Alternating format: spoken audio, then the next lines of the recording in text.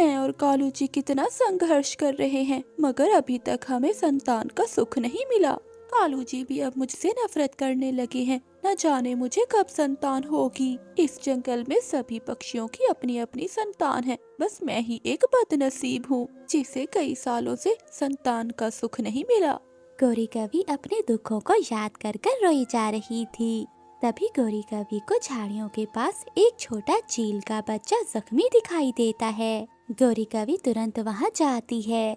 मम्मा, मम्मा, मेरे पंख, मेरा पंख। अरे ये तो चील का बच्चा है, मगर इसके पंख पर बहुत चोट लगी हुई है। क्या हुआ बेटा, तुम्हारे ये चोट कैसे लग गई? आंटी, मैं अपने घर जा रहा था, मगर रात को रास्ता भूल गया और एक पेड़ से टकराकर मैं इन झाड़ियों में फंस गया और मेरे पंख पर चोट लग गई। अब मैं उड़ नहीं पा रहा, मुझे बहुत दर्द हो रहा है। गौरी कवि चील के बच्चे को लेकर अपने घर चली जाती है। अरे आ गई मनहूस कहीं की। ये क्या, ये चील के बच्चे को क्यों साथ लाई है? कालू जी, ये बच्चा बहुत जख्मी था, उड़ नहीं पा रहा था, बस इसीलिए मैं इसे अपने घर ले आई। बेटा, मैं तुम्हारे पंखों पर पट्टी लगा देती हूँ। फिर गौरी कवि छोटे बच्चे को पट्टी कर देती है। खुद की संतान तो पैदा नहीं कर सकती और दूसरों की संतान की रक्षा कर रही है, मनहूस कहीं की। पता नहीं कहाँ से मेरे जीवन में आ गई।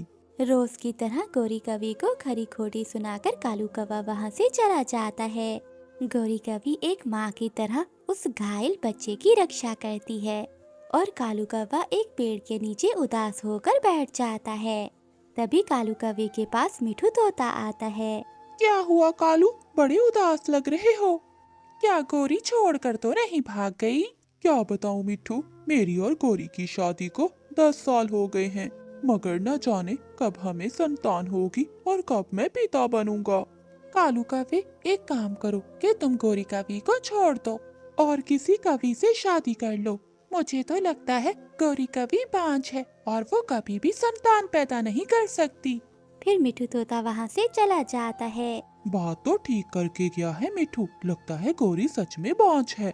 अब तो गौरी कवि को अपने घर और अपनी जिंदगी से निकालकर हमेशा हमेशा के लिए बाहर फेंकना होगा। मैं अपनी माँ के साथ रहता हूँ। मैं उड़ते उड़ते इस जंगल में खो गया था और रात के अंधेरे में मैं बहुत डर गया था, इसलिए न जाने कब मैं उन झाड़ियों में फंस गया। बेटा, तुम्हें ऐसे बाहर नहीं निकलना चाहिए था। अगर तुम्हें कुछ हो जाता तो तुम्हारी माँ पर क्या गुजरती।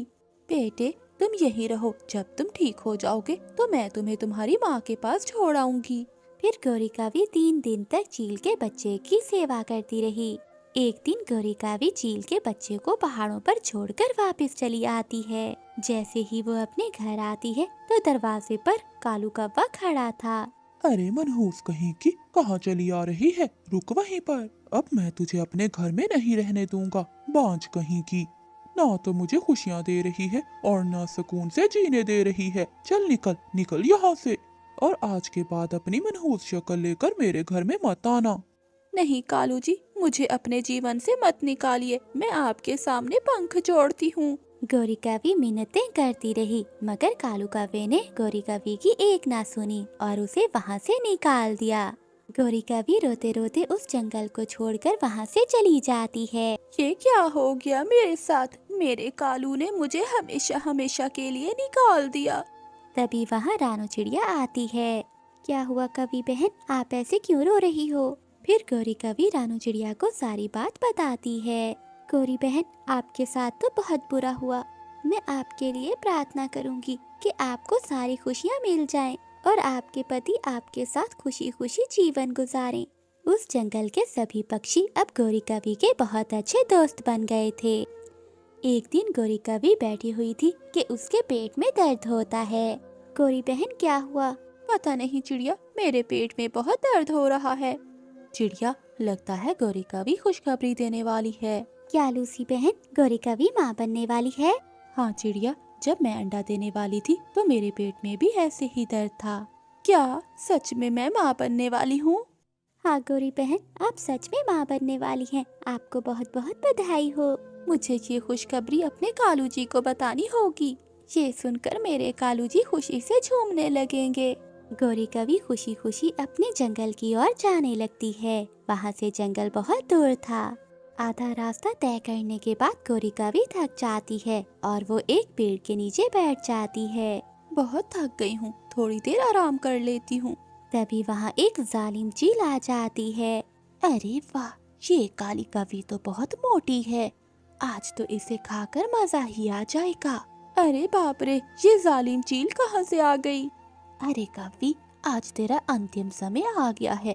4 दिन से मैं भूखी हूँ, कोई शिकार नहीं मिला था, मगर आज मैं तुझे खाकर अपनी भूख मिटाऊंगी। चील जी, मुझे छोड़ दो, मुझे यहाँ से जाने दो। नहीं कवि, मैं तुझे नहीं छोड़ूंगी। चील जी, मैं माँ बनने वाली हूँ और ये माँ बनने का सुख मुझे 10 सालों के बाद मिला है। ये खुशखबरी मैं अपने पति को देने जा रही थी। मैं आपसे विनती करती हूँ कि मुझे यहाँ से जाने दें। नहीं, मैं तुझे नहीं जाने दूंगी, तू मेरा आज शिकार बनेगी। ठीक है चील जी, शायद मेरे भाग्य में आज मरना ही लिखा है, लेकिन मरने से पहले मेरी आखिरी इच्छा पूरी कर दे। बता, क्या इच्छा है तेरी? मुझे बहुत प्यास लगी है, थोड़ा सा पानी पिला दे। यही पास में मेरा घर है, चल मैं तुझे चलकर वहाँ पानी पिलाती हूँ और फिर तुझे खा जाऊंगी। फिर गौरी कवि चील के साथ चली जाती है। उन दोनों को जाता हुआ एक जालिम बाज देख लेता है। अरे वाह, इस बूढ़ी चील के साथ काली कवि, आज तो इसका मैं शिकार बनाऊंगा। वो जालिम बाज उन दोनों के पीछे लग जाता है। चील जल्दी से अपनी गुफा में जाती है और गुफा का मुंह बंद कर देती है। वो जालिम बाज गुफा के आगे आकर खड़ा हो जाता है। तभी चील गुफा में देखती है, वहाँ कोई नहीं था। मेरा बेटा कहाँ है? वो खिड़की में से देखती है तो बाहर उसका बेटा बाज के आगे खड़ा था। तभी गौरी कवि गुफा से बाहर आती है और उस चील के बच्चे के साथ खड़ी हो जाती है। जालिम बाज, तुम चाहो तो मुझे खा सकते हो, मगर इस बच्चे को जाने दो। तभी वो बाज बच्चे को छोड़ देता है। फिर चील का बच्चा गुफा में आता है। मेरा बच्चा। माँ, आप उस कवि को बचा लीजिए, ये वही कवि है जिसने उस दिन मेरी जान बचाई थी। अपने बेटे की बातें सुनकर वो चील पीछे से बाज पर हमला कर देती है। तभी वो बाज डरकर वहाँ से भाग जाता है। कवि, मुझे माफ कर दो, तुमने मेरे बेटे की जान बचाने के लिए अपनी जान दांव पे लगा दी। मेरे बेटे ने मुझे बताया कि तुमने उसकी पहले भी जान बचाई थी। मुझे माफ कर दो, अब मैं खुद तुम्हें तुम्हारे पति के पास छोड़ कर आऊंगी। फिर चील गौरी कवि को उसके पति कालू कवि के पास छोड़ कर आती है। चाचा चील, गौरी, क्या तुम मुझे मारने के लिए चील को अपने साथ लाई हो? नहीं कवि, मैं तुझे मारने नहीं आई, बल्कि तेरी पत्नी को छोड़ने आई हूँ। उस दिन इसने मेरे बच्चे की जान बचाई और आज मैंने इसकी जान बख्श दी। फिर चील वहाँ से चली जाती है। कालू जी, मैं माँ बनने वाली हूँ और आप पिता। ये सुनकर कालू कौवा बहुत खुश होता है। आधी रात को भेड़ियों की आवाज सुनकर विधवा गौरी कवि की आंख खुल जाती है। मुन्नी, जग्गू, कहाँ हो तुम? गौरी कवि डरते हुए अपने घर से बाहर आती है। ये बच्चे कहाँ चले गए? मुन्नी, जग्गू, कहाँ हो तुम? आधी रात को गौरी कवि की आवाज सुनने वाला कोई नहीं था। मैंने कितनी बार कहा है कि रात होने से पहले घर लौट आया करो, मगर मेरी सुनता कौन है? अब आधी रात को मैं उन्हें कहाँ ढूंढूं? आधी रात को गौरी कवि पूरे जंगल में अपने बच्चों को ढूंढती है, मगर उन्हें अपने बच्चे कहीं नहीं मिलते। बच्चों को ढूंढते ढूंढते सुबह हो जाती है। बच्चों को ढूंढते ढूंढते सुबह हो गई, मगर न जाने मेरे बच्चे कहाँ चले गए। गौरी कवि ऐसे बैठे अपने बच्चों को ढूंढ रही थी। तभी कबूतर, मिठू तोता और रानू चिड़िया वहाँ आते हैं। चिड़िया, क्या तुमने मेरे बच्चों को देखा है? नहीं गौरी बहन, मगर क्या हुआ? पता नहीं चिड़िया, रात से मेरे बच्चे कहीं चले गए हैं। गौरी बहन, हम तीनों भी कल शाम मेरी माँ वाले जंगल में गए थे और अभी लौट रहे हैं, इसलिए हमने भी आपके बच्चों को नहीं देखा। मगर गौरी बहन, आपको तो पता है ना कि रात को जंगल में कितना खतरा होता है। गौरी, तुम्हें तो पता है उन जालिम चीलों का, मासूम पक्षी तो उनका पहले शिकार होता है। कहीं ऐसा तो नहीं कि उन जालिम चीलों ने तुम्हारे बच्चों को मार दिया हो? ऐसा मत कहो मिठू भाई। तो गौरी, तुम ही बताओ, कि वो रात के गए अभी तक क्यों नहीं लौटे। ऐ ऊपर वाले, मेरे बच्चे सलामत हो। फिर गौरी कवि अपने बच्चों को ढूंढते ढूंढते आगे चली जाती है। अपने बच्चों को ढूंढते ढूंढते वो एक नदी के पास जाती है, जहाँ एक कौवे के साथ उसे अपने बच्चे दिखाई देते हैं। मुन्नी, जग्गू, माँ आप? रात भर कहाँ थे मेरे बच्चों? मैं तुम्हें रात से पागलों की तरह ढूंढ रही हूँ। दरअसल कसूर इनका नहीं है, ये कल रात मेरे बच्चे के साथ खेलने आए थे, मगर रात होने के कारण मैंने इन्हें घर नहीं जाने दिया। हाँ माँ, अंकल की बेटी गुड़िया हमारी दोस्त है, इसलिए हम उससे खेलने यहाँ आए थे। बच्चों, तुम्हें पता भी है कि रात से मैं कितनी चिंता में थी। मम्मा, अंकल हमें घर ही छोड़ने आ रहे थे। बच्चों को देखकर गौरी कवि की जान में जान आती है। मेरे बच्चों की जान बचाने के लिए आपका बहुत बहुत शुक्रिया। ये तो मेरा फर्ज था। अगर आपको बुरा न लगे तो मैं आपसे एक बात पूछूं? हाँ हाँ, पूछिए। आप इतने खतरों से खेलकर यहाँ आई, आपका पति कहाँ है? वो अब इस दुनिया में नहीं है।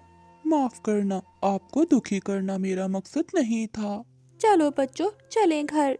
एक बात कहूँ, अगर बच्चे रोज आना चाहें तो उन्हें यहाँ आने देना, मैं उन्हें अपनी बेटी जैसा ही प्यार करूँगा। जी जरूर। अब गौरी कवि के बच्चे हर रोज कालू कौवे की बेटी से मिलने आया करते थे और साथ में गौरी कवि भी आती थी। कालू कौवा और गौरी कवि मन ही मन में एक दूसरे को पसंद किया करते थे। एक दिन कालू कौवा गौरी कवि से कहता है, गौरी जी, एक बात पूछूं? जी जी, पूछिए। अगर आपको कोई अच्छा सा कौवा मिल जाए तो क्या आप उससे शादी करोगी?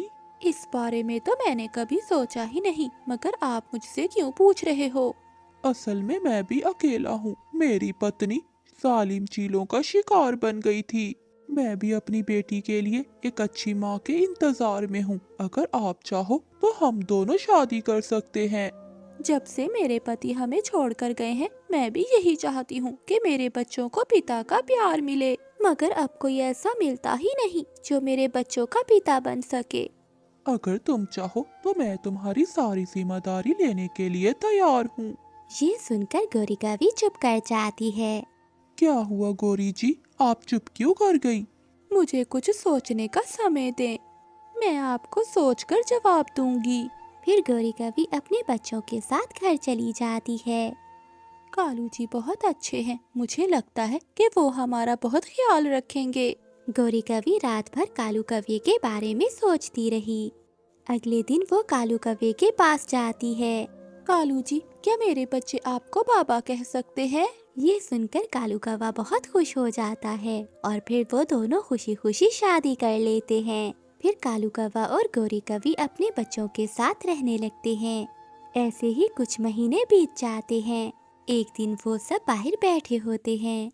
माँ, भूख लगी है, कुछ खाना दो ना। मामा, मुझे भी भूख लगी है, कुछ दीजिए ना खाने को। बच्चों, रात होने वाली है, इस समय हमारा बाहर जाना सुरक्षित नहीं है। अरे गौरी, रात भर बच्चों को भूखा रखोगी क्या? बच्चों, तुम चिंता नहीं करो, मैं कुछ करता हूँ। मगर इस समय बाहर जाना खतरे से खाली नहीं है। गौरी, चाहे कुछ भी हो जाए, मगर मैं अपने बच्चों को भूखा नहीं रख सकता। अपने पति का बच्चों के प्रति प्यार देखकर गौरी कवि खुश हो जाती है। कालू जी, जल्दी लौट आना। गौरी, तुम चिंता नहीं करो, मैं अभी गया और अभी आया।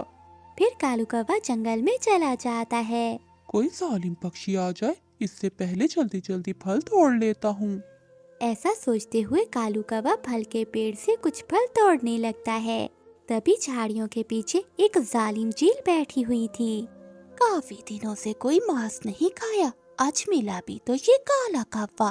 कोई बात नहीं, जैसा भी है मांस तो है, इसे खाकर मजा ही आएगा। फिर वो चील कालू कौवे पर हमला कर देती है। देखते ही देखते वो कौवे को मारकर खा जाती है। ये सब कुछ पेड़ के पीछे बैठी रानू चिड़िया देख रही थी। अरे, ये तो कालू कौवा है जिसकी अभी अभी शादी हुई थी। फिर रानू चिड़िया गौरी कवि के पास जाती है। गौरी बहन, ये कहते हुए बहुत दुख हो रहा है कि तुम फिर से विधवा हो गई हो। क्या चिड़िया, ये तुम क्या कह रही हो? हाँ गौरी बहन, आपके कालू कौवे को जालिम चील ने मार दिया है। ये सब मैं अपनी आंखों से देख कर आ रही हूँ। नहीं, ऐसा नहीं हो सकता। मेरे कालू जी नहीं मर सकते।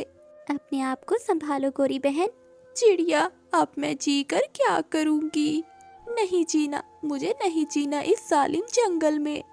गोरी बहन, आपको अपने बच्चों के लिए जीना है। पहले आपके 2 बच्चे थे, अब आपके 3 बच्चे हैं। ऐसे ही कुछ दिन बीत जाते हैं। एक दिन गोरी कभी फल खाते खाते सोचती है, ये फल बहुत मीठे हैं, मैं यहीं से पेट भर कर खा लेती हूँ और बाकी अपने बच्चों के लिए ले जाती हूँ। फिर गोरी कभी 3 फल लेकर वहाँ से उड़ती है, मगर रास्ते में एक फल गिर जाता है, जिसका गोरी कभी को पता नहीं चलता। घर जाकर गोरी कभी तीनों बच्चों को फल देने लगती है। ये लो मुन्नी, ये फल तुम्हारे लिए, और जग्गू ये तुम्हारे लिए। अपने बच्चों को फल देते हुए गोरी कभी को पता चला कि एक फल तो गिर गया है। अरे, तीसरा फल कहाँ गिर गया? गुड़िया बेटी, लगता है तुम्हारा फल रास्ते में ही गिर गया है। गोरी की बात सच थी, मगर गुड़िया को गलतफहमी हो जाती है। सौतेली माँ हमेशा सौतेली ही होती है। ये मुझे भूखा रख रही है ताकि मैं यहाँ से चली जाऊँ। गुड़िया के दिल में अपनी मम्मा के लिए नफरत हो गई थी। एक सुबह जब गोरी कभी अपने बेटी को नदी पर पानी पिला रही थी। माँ, मुझे भी पानी पीना है। हाँ गुड़िया बेटी, मुन्नी के बाद मैं तुम्हें ही पानी पिलाऊंगी। गोरी कभी वहाँ बैठी हुई थी कि मिठू तोता वहाँ आता है। गोरी जल्दी करो, तुम्हारी सहेली नीली कवि की तबीयत बहुत खराब है। ये सुनते हुए गोरी कभी वहाँ से चली जाती है। ये सब कुछ गुड़िया देखों के मुंह नहीं लगते। फिर वो दोनों घर के अंदर चले जाते हैं। कालू कौवा अपने किए पर बहुत शर्मिंदा था, क्योंकि कालू ने अपनी गोरी पत्नी को भी खो दिया था।